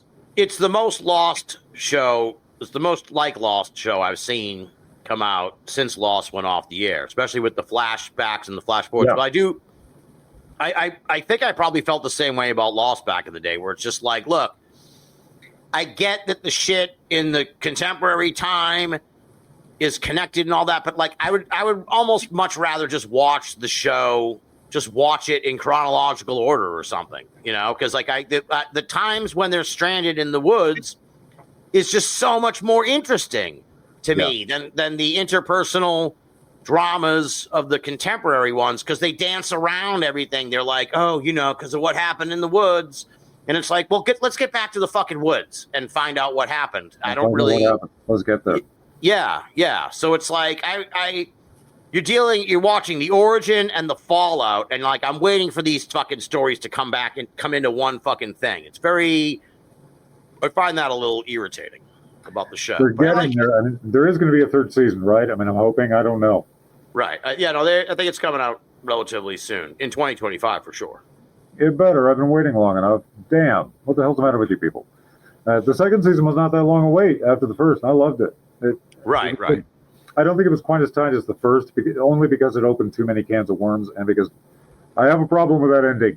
Yes. But aside from that, I mean, we've still got Christina Ricci. She's another amazing character in that. They all are, but I like Melanie Linsky. I think she's fantastic. Well, Melanie Linsky is the most interesting character in the fact that she's kind of caught between. She's the one you want hardcore. She's the main character. She's the real heart of the show. Yeah. She's the main character, and she's the one that if there's going to be some hard choice to be made, she's the one that's going to make it. Yeah. She's the one that's going to pull the shit up. Right. If anything's going to get mixed up, it's her. If someone's going to be stirring up trouble, it's going to be goddamn Christina Ricci. And if anyone's going to be cleaning the shit up, it's going to be Melanie Linsky. Yeah, no, that's exactly how the show is. It's a great show. I'm going to have to go back and rewatch. This is the annoying part about these shows sometimes. Like, I'm going to have to go back and watch that fucking second season. I vaguely remember the first season pretty well, but second season's now like a blur, so I didn't like it so much. And I kind of binge it. You know, that's the thing. Yeah. It comes out, you blow through it in like a fucking week, or no, even less, a couple days, 3 nights. Then you got to wait, and with this one, like 2 fucking years. It's like, I don't remember what that weekend in May of 2022 that I watched this fucking show, so I'm going to have to binge it the weekend before it comes back, so I'm fresh on the stories. But I guess that's what they count on. I don't know. I always wait until I can binge. Like, with Only Murders, I'll wait. Yeah. I'll wait until it's like at least halfway through the season before I start watching. Right. And then I'll watch in little bits. Couple episodes, yeah. Couple episodes a night, and I time it out so that it'll come to right when it's concluding. I'll be ready for the concluding episode right when it comes up. But I have to time it out because I'm a binge person. Yeah. I want to sit and watch the whole damn thing. Right, exactly. Yeah. Well, that's another thing that, like, I mean, look, if we went back to when we first did the first Thanksgiving episode, if we were like listening to this show now, we'd be like, what the fuck are these guys talking about? What is this binging shit? Like, that's not something that was even an idea back when we first started talking about these things. But yeah, it's irritating. I have a love-hate relationship with the binging. I find it's like, I don't know. I think I have a hard time committing. If the first episode isn't good, I'm not like jumping in a sense. You know what I mean? Yeah. The first episode has to really fucking blow me away. And there are a lot of these shows where I'll watch them and it'll be like, I'm not going to even. But if it was week to week, I think I'd be more compelled to like kind of keep giving it. I'll give it another try this week and see if it's got a little better. But once, I don't know. It's interesting. It's an interesting phenomenon. Yeah. I'm definitely a binge person. When I can binge, I binge. And it's exactly people like me that they're trying to get rid of because they want people subscribing. So they want them to stay on from week to week. Right, exactly. Then the smart thing is you have to get in at the right time. You come in at the very end and you binge the whole damn thing. Right, exactly. Yeah. No, I know exactly what you mean because it's always like, I think we might have talked about this on last year's show or one of the more recent previous Ruxgivings. But yeah, you got to like wait for one show. When that's up and it's finished, then you subscribe for like a month and watch it. Then you get rid of the fucking thing and then come back like in 6 to 8 months or if they come up with another big show you want to watch. But yeah, it's like there's only one damn thing I want to watch. Right, it's crazy. like just one damn show. Each of these Yellow Jackets, I don't have to worry about it because Yellow Jackets, it's in my subscription. I've got Paramount Plus, and I've got whatever Yellow Jackets is on. I've got it. And that's Paramount. And Showtime. Yeah. It's a great show. And Only Murders, well, you just have to kind of time it out. Yeah, I like Only Murders. I didn't really. We're not going to get into the plot, but I didn't. This is my take on Only Murders. It's like it's become something of a victim of its own success in that the first season is the best season, and it was like really tight, as kind of to use the same phrase from that first season of Yellow Jackets, and not too convoluted, but like as each successive season, because the show is so beloved, they're getting more and more celebrity guests in on the fucking show. Whole lot of cameos, yeah, tons, dude. And this last season was just like. Like, look, last season, season 3, I think, when they did the Broadway play, the episode. I loved season 3. It was great. It was really good, and the cameos were well worked. And the Matthew Broderick cameo was like one of the fucking funniest things I've. That was very funny. Yeah, they actually got Mel Brooks in just real quick for one of his. He says, "Oh God, you didn't let him tell you what to do, did you? He's a son of a bitch. The guy's a pain in the ass."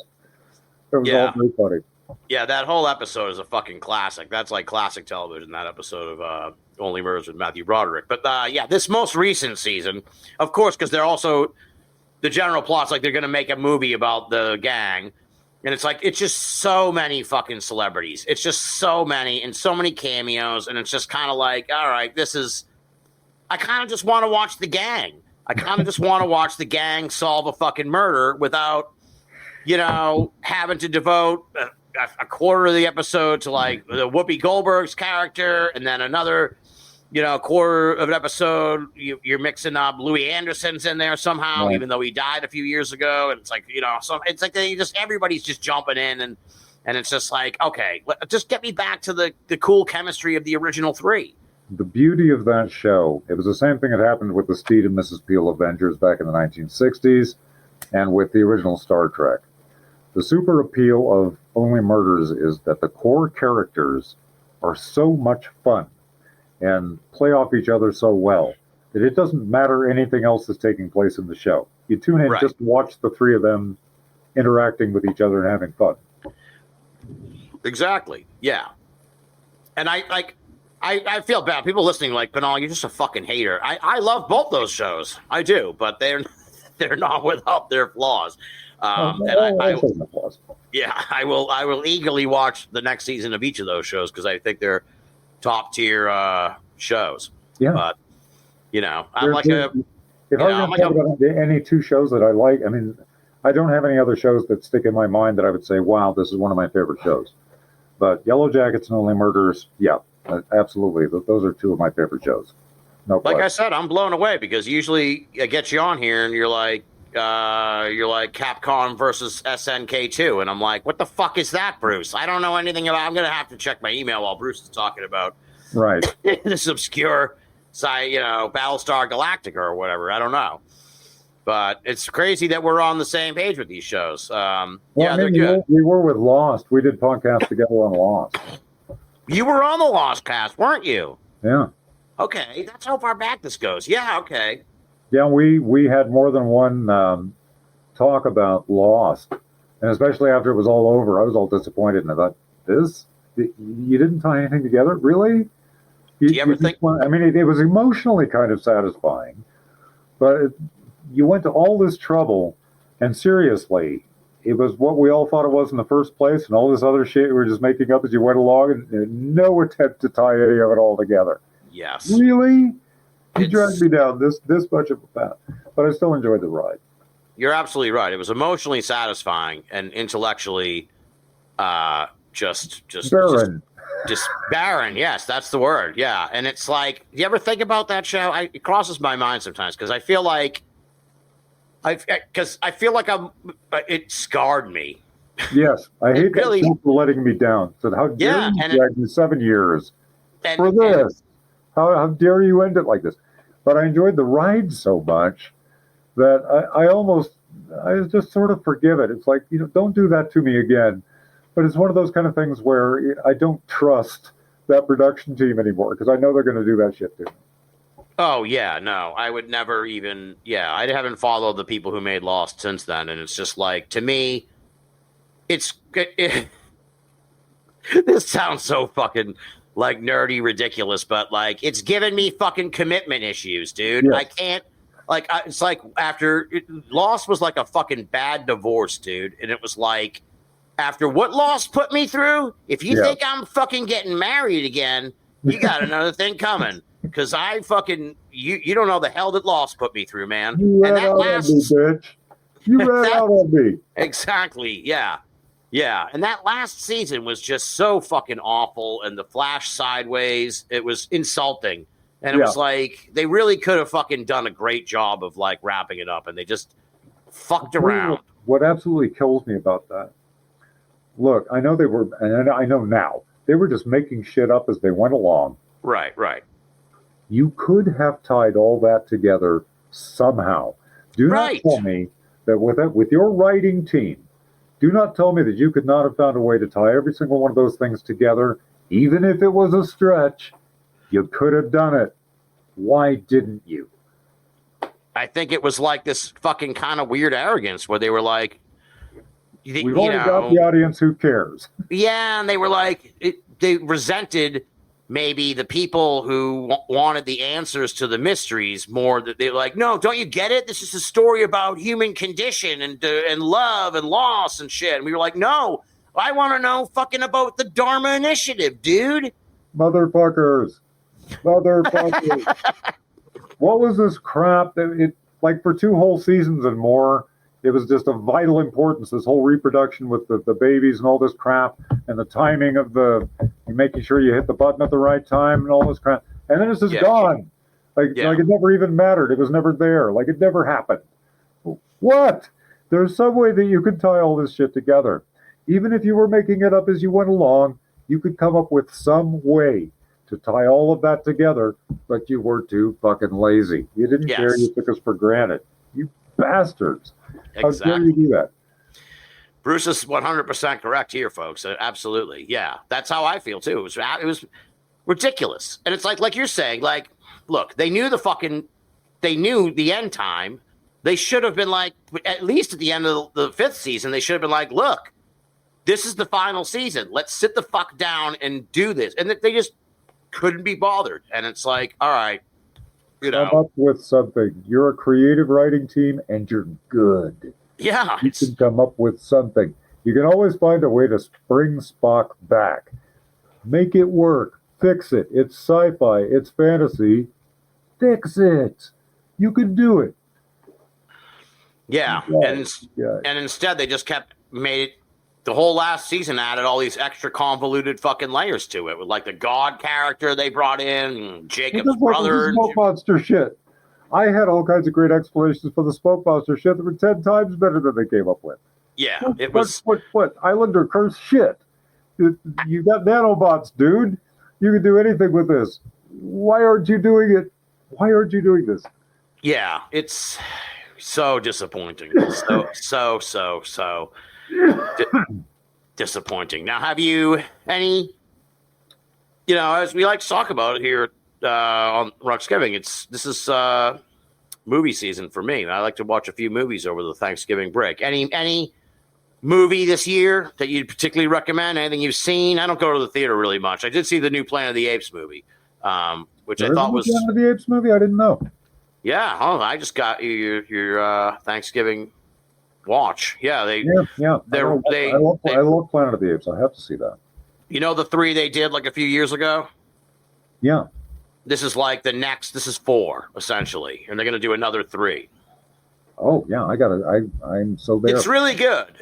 But it's a table setting movie. It's kind of like, it's like 200-300 years in the future of the last one. So it's, it advances the story, but and actually in a more logical sort of way, where it's like, okay, if 300 years went by, here's where like this would have gone next, and it's a whole many generations later of the apes. I've never seen a Planet of the Apes that I didn't like. There are better ones and worse ones. The only one that I thought was kind of really shitty was Beneath the Planet of the Apes. That I thought was kind of a cheap cop out, but I still watch it and I still like it. Yeah, I've always loved Planet of the Apes, and anything it does, I'll watch. When it was a TV series, I watched that. When it was a cartoon, I watched that. Planet of the Apes is fantastic. It really is. I'm a huge Apes fan. So, yeah, well, you don't know about that, so check that out. That's already, you can buy that on Amazon for like $5 now. I think it's on HBO or one of the streaming services, too, so I don't know. I will check it out. I will be there. Yeah, you'll like it. All right, okay, so movies that you have seen this year, anything that stuck out to you, maybe from the summer? Despicable Me 4? Yes. Oddity. Oddity? Yes. Getting back to horror movies, Oddity is fantastic. Oddity is great. And The Substance. Oddity and The Substance are fantastic. I'm hearing a lot about The Substance. Tell me a little bit about, give me a thumbnail on these movies. What is Oddity about? Don't spoil it, obviously, but what is Oddity? Oddity is an occult murder mystery. Ooh. And very well done. I think it's got an outstanding cast. It's got a gorgeous set and atmosphere. A very good script. A very carefully constructed script. And it has all kinds of nice little throwbacks to various horror things that I'm not sure everyone would know, but people who are real horror fans would. All right. And I just fucking loved it. It was fantastic. It was a delightful surprise. I had no idea what to expect from it. I went in cold. I just heard it was good, and they weren't kidding. It is. All right. Oddity. And what's the other one? Substance? You have The Substance. The Substance. If you don't have a strong stomach, and if you don't like body horror, stay away from The Substance. But if you do like those things, if you can handle David Cronenberg, if you can handle Lynch, then you want to get into The Substance. But all right. Don't eat before you watch it. Wow. Yeah, my friend Matt Hopewell, AP Strange, he was talking about it. He said he tried to watch it, and he was like, I'm out, because he doesn't like that kind of thing. But I liked Human Centipede, so maybe I like it. Human Centipede. Have you ever seen Human Centipede? Oh, yeah, I've seen Human Centipede. Fucking great. I saw all the Human Centipedes. The second Human I did Centipede, too. The second Human Centipede is absolutely the most vile, appalling, grotesque, horrible movie I think I've ever seen in my entire life. It's fucking disgusting. It's awful. It's just fucking disgusting. It has nothing to recommend it. It is just vile. Yeah, I feel about the same way about Joker 2, actually. The whole Joker Folie à Deux. I was so fucking pissed off by that movie, I wanted to destroy my TV. I had to cleanse my palate the next day. I hated it so much. I only watched it. I already knew. I'd been forewarned. I only watched it because Quentin Tarantino plugged it. And I said, okay, if Tarantino saw something in this that everyone else missed, I got to find out. Motherfucker. I ever meet you, Tarantino, the first thing I'm going to do is punch you in the fucking face. Then I'll shake your hand and salute you. But I'm going to punch you in the fucking face. How dare you waste my time with that grotesque, horrible, vile movie. Yeah. Asshole. And Human Centipede 3, I think like you and I are probably among like only about 48 people who have seen Human Centipede 3. Like only a very committed brand of unhinged individual who's going to watch all three Human Centipedes. I thought the third one, I don't know, it got away from the grotesqueness and it went into this like bizarre sort of satirical like realm, and it was like absurdist. It became more absurdist rather than grotesque. So I mean, it was a little bit easier to stomach, but by then it was like also had all of the Human Centipede. Like, well, I was going to say after the second one, you can call that like a palate cleanser. It's almost welcome. Right, right. The first one is just absurd and grotesque and idiotic. Yes. It's porn. It's a grotesque kind of torture porn. Which was really prevalent all through the 2000s. You know, that's when Saw came out. Yeah. We had just all this crazy torture porn. That and, Christ, what was the name of Hostel? Oh my God, that movie. I saw Hostel at the theater. That turned my stomach. I'm glad I saw it. I don't think I'd ever want to watch it again. Yeah. But I'm glad I saw it. And there was this whole cottage industry of torture porn and Turistas and all this other stuff, and there was a sequel to Hostel. And Human Centipede was just part of that weird... Right. The Saw movies I love. I think they're all great. I got off Saw like at 4 or something like that, but I thought, They're all great. If you like that, if you like the Saw thing, every one of them is great. There are better and worse ones, but I've never been disappointed by a Saw movie. I love them all. I'll give credit to the Human Centipede guy, though. He at least he really made like 3 different fucking movies. Yeah. like you know, the first one was people like get all bent out of shape about it, but like the first one was like a psychological fucking thriller. Like the fucking or psychological, like the grotesque parts were like few and far between. Like it was kind of. You know, the whole thing was like the imagining of it, the anticipation of this fucking guy the guy who plays the Mad Doctor he should have won an Oscar. He was fantastic, wasn't he? Yeah, he was such a perfect pick. Yeah. And for those who aren't up to speed on Human Centipede lore, the third movie is him and his little bald toady guy, and they're just chewing the fucking scenery the whole movie. They're like doing these elaborate Shakespearean fucking like arguments and pronouncements, and it's just so over the top and absurd. And it's like Dieter is the guy. It's like, oh my God, dude, this guy he's having the time of his life, and he's hamming this thing up, and this is like his fucking big bow on the fucking end of the stage, man. It's and his little toady who's like the main character of Human Centipede 2, and he is just terrifying. They're like, he's comedic in this one. It's like, oh god, the guy I was terrified of in the second movie. Like Peter Lorre. Yes, Peter Lorre. Do we have an audience who even knows who Peter Lorre is? Guys, do you know who Peter Lorre is? We've got some old folks listening, so they know Peter Lorre. But yeah, it's you want a treat. Speaking of people who would be politically incorrect anymore, the Jack Benny show. Jack Benny was a very funny guy. Whatever you want to say about Jack Benny, he was a very funny guy. There's an episode of the Jack Benny show that you can find on YouTube where Peter Lorre was the guest star.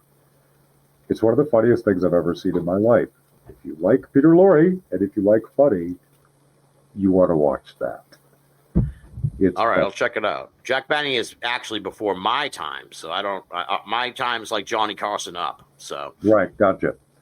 I overlapped with Peter Lorre. Peter Lorre was kind of on his way out as I was growing up, but he was still around. Well, what are you doing for the holiday? I'm really on my own. Everyone I know has either moved out of state or has canceled me for one reason or another. So I really don't have anyone to share it with, which makes it kind of nice. I like knowing that there are people who, for whatever reason, enjoy sharing me for Thanksgiving, and it makes me feel part of whatever your family get-together is. That makes me feel well, it's very nice. So you warm my heart. Nice. Oh, Bruce, you're part of the Binnall America family. Well, you know that. You said that. I'm going to be alone for Thanksgiving myself this year for the first time ever because Mom's is heading out to California, and I just don't have the time to make it happen this year. So I'm going to enjoy a little solo Thanksgiving, which we'll see what happens. It's been an interesting series of Thanksgivings. A couple of years ago, I was at a cabin in Vermont with all the family. The last couple of years, I went out to San Diego. I'm looking forward to kind of having a nice fucking Thanksgiving where I can actually just sit on my couch and not have to be anywhere. It does remind me I need to get a turkey TV dinner. Well, that's the thing. That's kind of my thing too. It's like, right. You know, I have friends here that I could go. But I am not really interested in going to someone else's family's fucking Thanksgiving. That to me is just like, all right, yeah. And here's Binnall. He's fucking, he's a transient. So to me now, I've already been puzzling over this. It's too late now because people are going to hear this on the Wednesday before Thanksgiving to offer suggestions. But yeah, and I'm kind of like, what do I do? You can't even really get a cake. You can't some of these places order your Thanksgiving. It's like for dinner for 10. It's like, I don't fucking need I need maybe a dinner for 5, because I'm getting a little big nowadays. I stretch that out over the weekend. A dinner for 5, maybe a dinner for 3. Fuck it, I don't need a 10. Like serves 20 people. It's like, what the fuck? Yeah, no. I got to find like the supermarket for lonely bachelors. I have to get the turkey TV dinner and a pumpkin pie. I have to get a pumpkin pie. There you go. Or maybe even a sweet potato pie. They do sell sweet potato pies out here, and I like those too. Interesting. All right. I'm already I'm kind of putting it together in my head. I might just get a turkey breast and slide it in. That way I don't have to cook a turkey. I have the turkey breast. I can kind of, but I don't know. It'll be an experimental Thanksgiving. We'll see what happens. I'll go nuts. I'll buy a tandoori chicken. I thought of that. I'm like, what if I just get a big fat fucking steak and you have a steak, right. We'll see. Yeah, it'll work. Or Thanksgiving pizza. Pizza's inexpensive and it tastes great. Exactly. Yeah, can't go wrong there. And of course, we'll see what happens next year because I don't know. It's almost too good to be true. Not that I don't believe it, but it's like too good for me to even pursue kind of thing. But I have a friend. I'm not going to name drop him here on the show, just in case he shouldn't do this. I don't think he would because he said it's friends and family. But he said he works for the fucking Macy's parade, and he does the balloons, whatever the company is. He makes the fucking balloons, and I'm like, dude, I'm a huge, as you know, Bruce, I'm a huge Macy's fan. I know. So he was like, well, it's too late now, but next year I can get you 2 tickets, friends and family, on the bleachers on 34th Street. I'm like, what the fuck, man? That's like, for me, that's like fucking Super Bowl. That's hear like, you. holy, you could give me 50-yard line tickets for the Super Bowl, bro. So I may be in New York next year for Thanksgiving. We'll see. Because to me, it's like, I'm from Boston. Part of me's like, New York, do I want? But it's like right down the fucking road. It's like that might actually be a really fun fucking thing just to go down there. And like I was saying to my mom, I said, it's not like if you go to the fucking parade, now, like if we just went fucking on the next Thursday or tomorrow, Dude, because you have to do it. you go like at 4 in do it. the morning, but if you have friends and family tickets, you just show up like 10 minutes before the parade starts and they're like, all right, here you go. Come on up, So I'm thinking, I'm really giving it some serious thought. You have to do it. You must do it. All right. All right. This is like a lifelong dream. Face it. You've always wanted to do this. You've got to do it. He did say he could give me he could like hook me up with fucking balloon handler camp. Where like, I don't know, you have to do some kind of shit to like get in to do the balloon. If I go and I watch next year and I'm like, this was a lifetime experience, I loved it. I will, the subsequent year, I'm like, I'm fucking tugging a balloon, baby. I'm tugging a balloon. I want to, put that in my fucking obituary. That'll be, he did this, that, the other thing. He fucking pulled a Macy's balloon, but he's fucking done it all. But you have to do it. You know you do. I'm going to pursue it.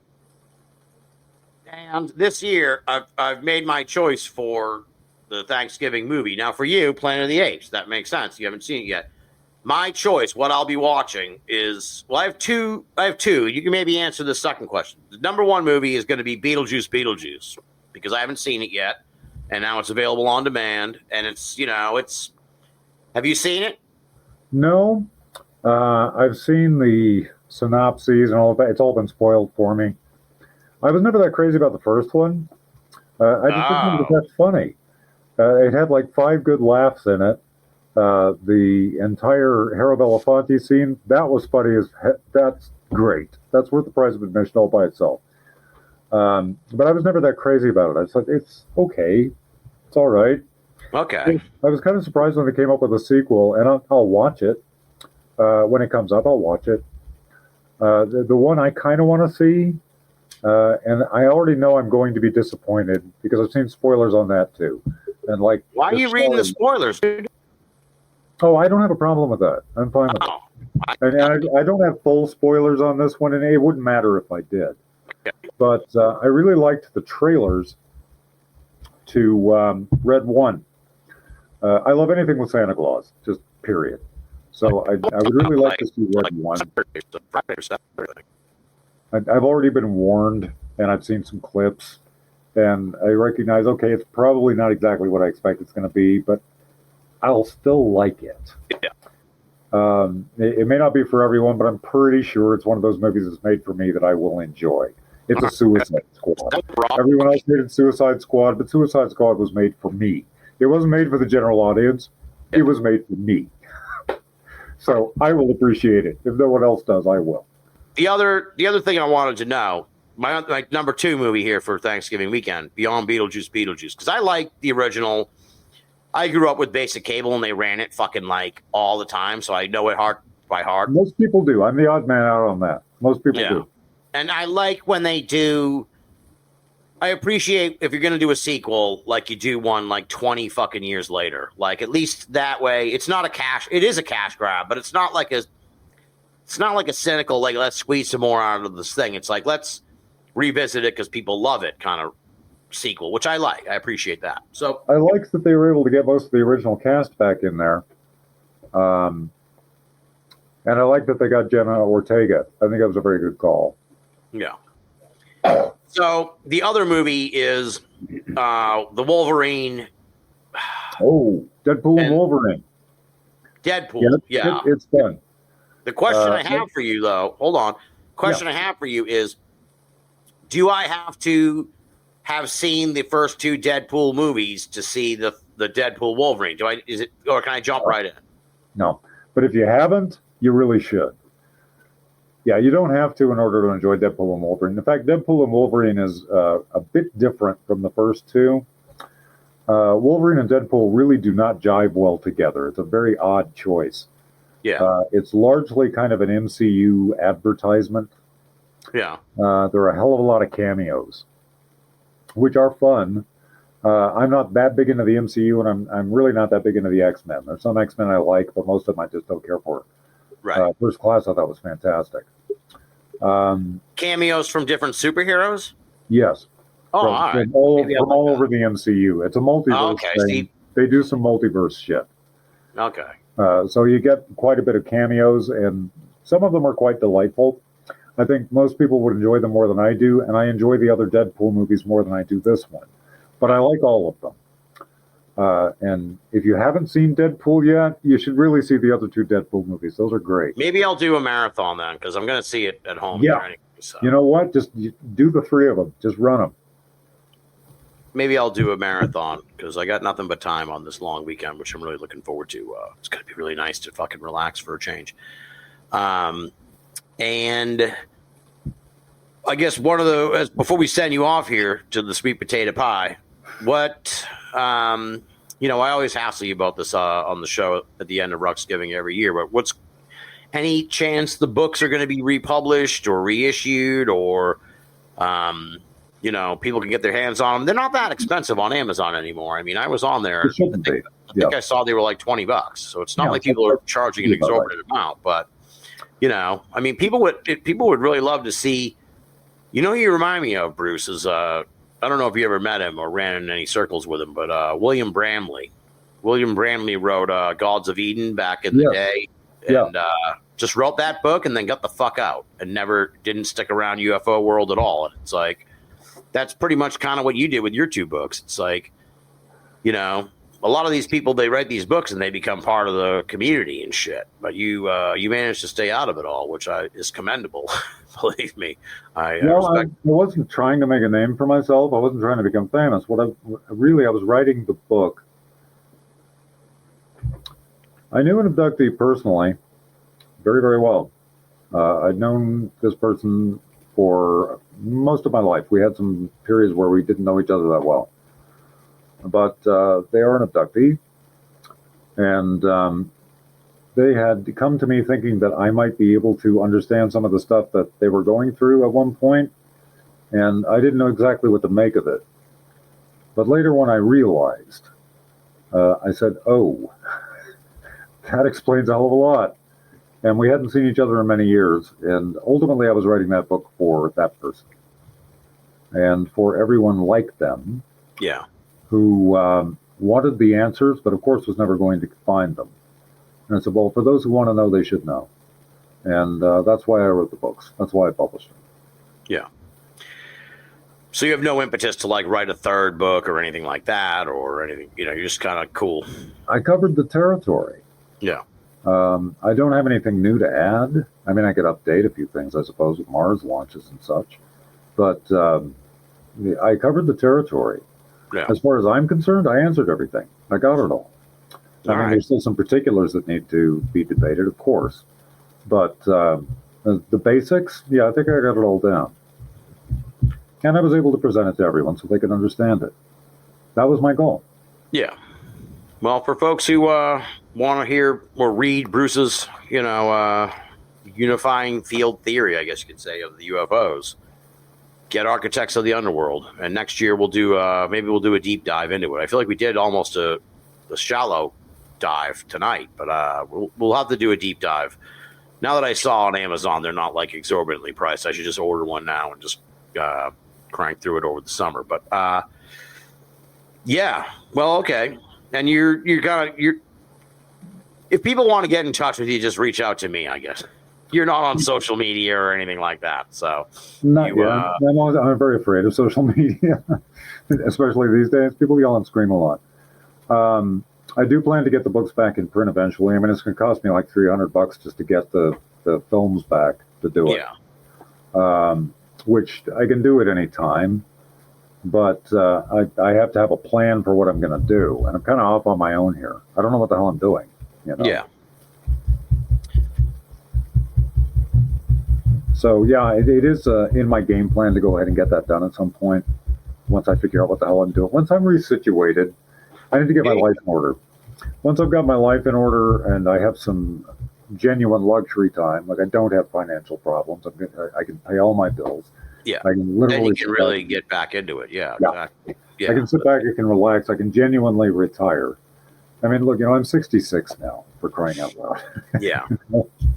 It was that point where, do I keep on doing crap jobs that are terrible, or do I just kind of take it as a sign from God? It's time to retire, dude. You're at that age anyway.